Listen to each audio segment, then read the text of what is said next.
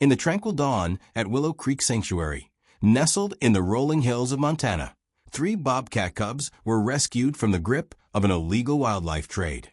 Their mother, tragically, didn't survive the ordeal. The cubs, placed in the sanctuary, became withdrawn, refusing to eat, overwhelmed by the loss of their mother. When conventional methods failed and hope began to wane, a daring idea surfaced. The sanctuary decided to introduce a gentle rescue dog named Daisy to serve as a surrogate mother. Could a rescue dog, recently a mother herself, be the key to saving these wild lives? What began as a last-ditch effort blossomed into an extraordinary bond, defying expectations and redefining wildlife rehabilitation. This is a heartwarming tale of an unlikely connection as Daisy, the gentle mutt, steps in to nurture the struggling bobcat cubs. The morning sun was just beginning to warm the meadows around Willow Creek Sanctuary when Ellen Harper's phone rang. At 60, Ellen thought her 35 years of wildlife rehabilitation had shown her everything. But the urgency in Ranger Lisa's voice hinted at something new. "We've got 3 bobcat cubs," Lisa said. Tiny things, taken from a poacher trying to sell them at a rest stop outside Missoula. Her voice cracked. The mother didn't make it. Starved and injured, too far gone. Ellen closed her eyes, her weathered hand tightening around the phone. Another casualty of the illegal exotic pet trade plaguing Montana's wild spaces. "How old?" she asked, already planning their care. "No more than 4 weeks," Lisa replied. "They're refusing food, Ellen. All 3. The vet says they're fading fast." 30 minutes later, Ellen stood in the sanctuary's small exam room, gazing at 3 trembling bundles of tawny fur, each small enough to fit in her palm. Their eyes, a hazy blue, were wide with fear, their spotted bodies quaking with hunger and grief. The smallest, a female with a distinctive dark stripe across her face, let out a faint mewl that broke the quiet morning air. "Oh, little ones," Ellen whispered, gently brushing the smallest cub with a finger. It flinched, hissing faintly. "I know you miss your mama. I'm so sorry." For 3 days, Ellen tried every technique she knew. Bottle feedings were rejected, and syringe feedings caused such stress that the male cub nearly convulsed. The cubs huddled together in their heated enclosure, 3 shrinking specks of fur, their eyes growing duller each day. On the 4th morning, Ellen sat in her office, head in her hands, the sanctuary's budget reports ignored on her desk. Willow Creek was her life's work, built on land inherited from her mother in Montana's rugged heartland.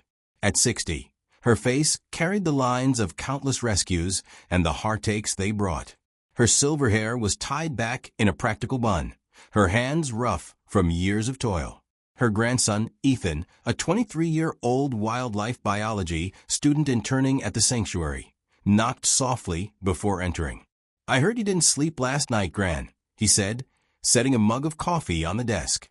Ethan shared his grandmother's sharp green eyes and determined spirit, but his approach was informed by cutting-edge research Ellen hadn't known in her early days. Ellen sighed. "Those bobcat cubs won't last another day without nutrition. I've tried everything, Ethan. Everything." Ethan leaned against the desk, his expression pensive. "Not everything, Gran. What about Daisy?" Ellen's head snapped up. "Daisy? She's barely a year old herself. And she's a dog, Ethan. A rescue mutt." "A rescue mutt who weaned a litter of puppies 3 weeks ago," Ethan countered, his eyes alight with the idea. "She's still lactating a bit. And she's the gentlest soul I know." "It's too risky," Ellen began, but Ethan cut in. "Riskier than letting those cubs starve? You always said sometimes rehabilitation means trying the impossible." Ellen stared at her grandson, memories flooding back of her mentor's words from decades ago. Sometimes nature needs a nudge to connect dots it wouldn't on its own. "Get Daisy," Ellen said at last. "But we do this carefully, Ethan. Very carefully." Daisy had arrived at the sanctuary the previous autumn, a pregnant stray found shivering in a gully during a rare Montana snowstorm. A medium-sized dog of mixed heritage, perhaps some shepherd, some retriever, and a hint of something else. Her gentle nature had won over the sanctuary staff. Daisy's soft sable fur and warm hazel eyes exuded calm. After giving birth in the Willow Creek Sanctuary's clinic, She proved to be an exceptional mother, and her 6 puppies were quickly adopted by families in the nearby town of Pineview. Daisy became a sanctuary favorite, trailing Ellen on her rounds, her gentle presence soothing many of the injured animals. Ellen had intended to find her a permanent home, but somehow that plan kept slipping down the list. They brought Daisy to a quiet room adjacent to the bobcat cub's enclosure. Ellen sat on the floor, cradling the smallest cub, the female with a dark stripe across her face, in a soft blanket. The cub's breathing was shallow, her body cool despite the heated pad. "Easy, Daisy," Ellen murmured as Ethan led the dog in. "Easy, girl." Daisy's nose twitched, her ears perking forward. She approached slowly, her tail giving small, tentative wags. When she reached Ellen, she lowered her head, sniffing the tiny bundle. The cub stirred, letting out a faint hiss that seemed to sap her dwindling strength. Ellen braced herself, ready to pull the cub away at any sign of trouble. But what happened next would stay with her forever. Daisy whined softly, a sound strikingly similar to the one she made when comforting her puppies. She lay down beside Ellen, stretching her head toward the cub, and began to lick it with gentle, motherly strokes. The cub, instead of recoiling as it had from human touch, grew still. After a moment, it turned its tiny face toward Daisy's warmth, seeking solace. "Gran," Ethan whispered, eyes wide, "look." Tears pricked Ellen's eyes as she carefully placed the cub closer to Daisy. The dog curled around it, continuing to groom the tiny creature as if it were her own. One by one, they brought the other 2 cubs in, and the same miracle unfolded. Daisy accepted each one, gathering them against her warm body, grooming them with maternal care. Within an hour, all 3 cubs were nestled against her belly. To Ellen's astonishment, they began to nurse. "It's not perfect nutrition," Ellen murmured, watching the cubs suckle weakly. "We'll need to supplement with formula if they'll take it, but this connection might just save them." Ethan squeezed his grandmother's shoulder. "Sometimes the best medicine is love, Gran. You taught me that." Over the next week, a transformation unfolded that defied Ellen's decades of experience. Under Daisy's constant care, the bobcat cubs began to thrive.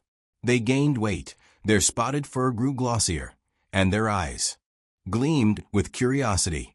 Daisy never left their side, grooming them, gently carrying them by the scruff when they strayed too far, and purring softly when their play grew too rough. The sanctuary staff named the cubs Ember, the female with the dark stripe, Scout, the larger male, and Pip, the smaller male who was the first to explore. Ellen documented everything, taking photos and videos, keeping meticulous notes on their progress.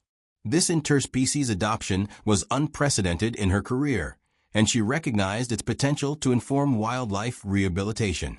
By 8 weeks, the cubs were eating solid food, a mix of specialized formula and small bits of meat. Though they still slept curled against Daisy's warmth each night, their play became distinctly bobcat-like, with stalking, pouncing, and swatting.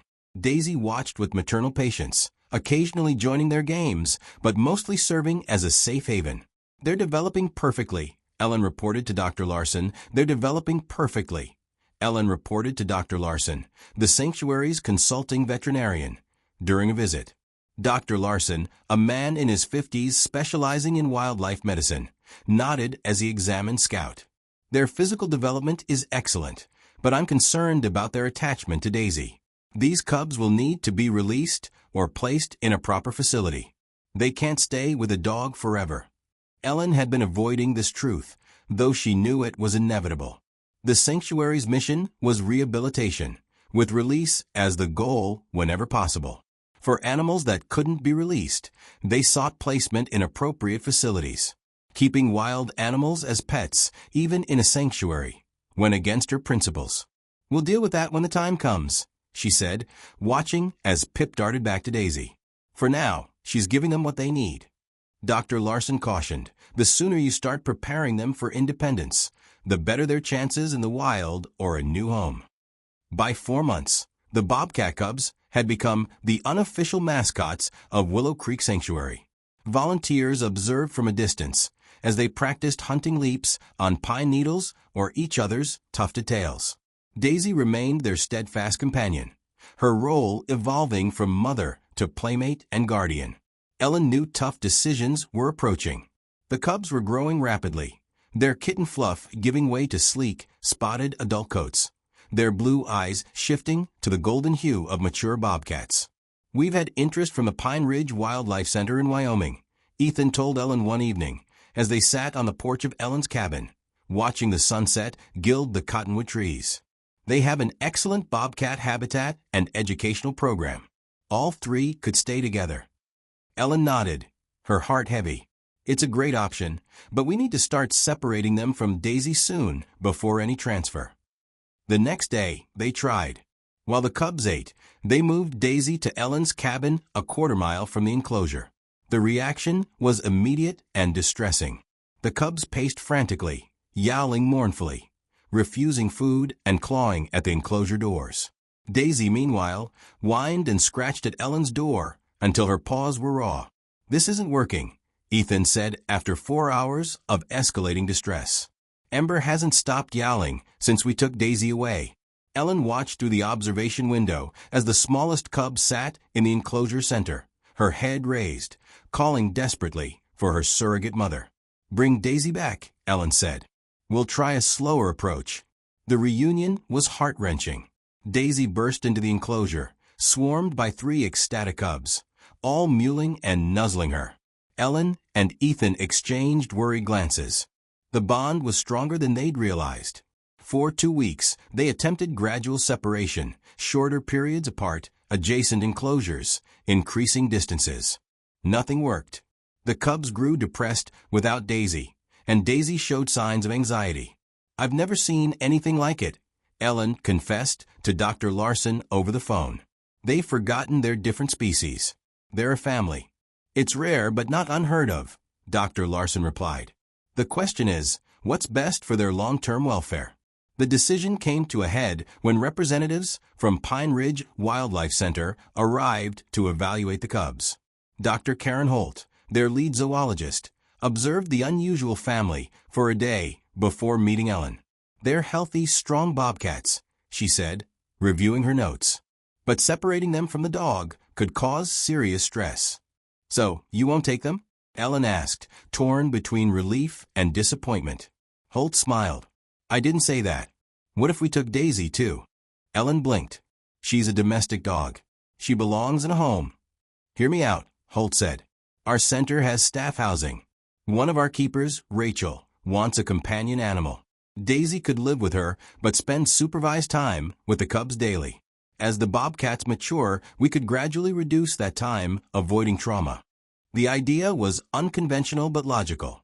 The center had resources Willow Creek couldn't match. After discussions with the sanctuary's board and a video call with Rachel, Ellen agreed. The departure was bittersweet. Ellen and Ethan accompanied the animals to Wyoming in a specialized van, Daisy staying close to the crated cubs, whining softly to reassure them. Pine Ridge Wildlife Center was breathtaking, nestled in Wyoming's rugged hills with expansive habitats and expert staff. Rachel, a warm, experienced keeper in her 30s, impressed Ellen immediately. "They'll have 3 acres of forested habitat," Rachel explained, showing the prepared enclosure. "It's designed to encourage natural behaviors." The cubs' introduction went smoothly with Daisy present, reassuring them as they explored. By sunset, they were scaling rocks and logs, Daisy watching attentively. When Daisy went to Rachel's cabin for the night, Ellen braced for distress, but the cubs' reaction was milder, perhaps distracted by their new surroundings. Over the next 6 months, Ellen received updates and visited occasionally. The cubs thrived, growing into strong subadult bobcats. Daisy adapted to life with Rachel, enjoying domestic comforts while visiting her bobcat family daily. As the cubs matured, their bond with Daisy shifted from dependency to companionship. 18 months later, a crisis emerged. Rachel called, her voice tight. "Scout is sick, Ellen. Dr. Morgan thinks it's a bacterial infection. He's not responding to treatment and won't eat." Ellen, now 62 and nearing retirement, felt her heart sink. "How bad?" "Bad enough that we're worried," Rachel said. "He's withdrawn, won't let anyone near." "I'm coming," Ellen said, "and bring Daisy to him." When Ellen arrived, Scout had been ill for 3 days, growing weaker despite treatment. "We can't medicate him without sedation, and he's too weak for that," Dr. Morgan explained. They found Rachel outside the quarantine room, Daisy alert at her side. "She knows something's wrong," Rachel said. "She's been restless since Scout got sick." Through the observation window, Ellen saw Scout curled in a corner, his coat dull, his breathing labored. "Let Daisy in," Ellen said. "Let's see if she can reach him." They fitted Daisy with a harness and leash, then opened the door. Daisy entered slowly, spotting Scout and whining softly. He raised his head, his golden eyes finding her. For a moment, he seemed disoriented. Then he made a faint, familiar chirp, a greeting from his cub days.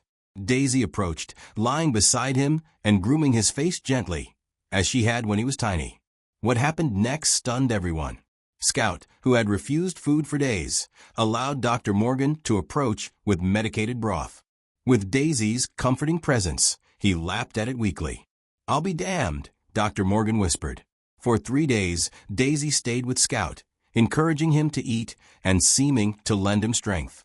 When Ember and Pip visited briefly, the scene, 3 grown bobcats and their canine mother, moved Ellen to tears. Scout's recovery was steady. By week's end, he was eating and regaining energy, the infection responding to treatment.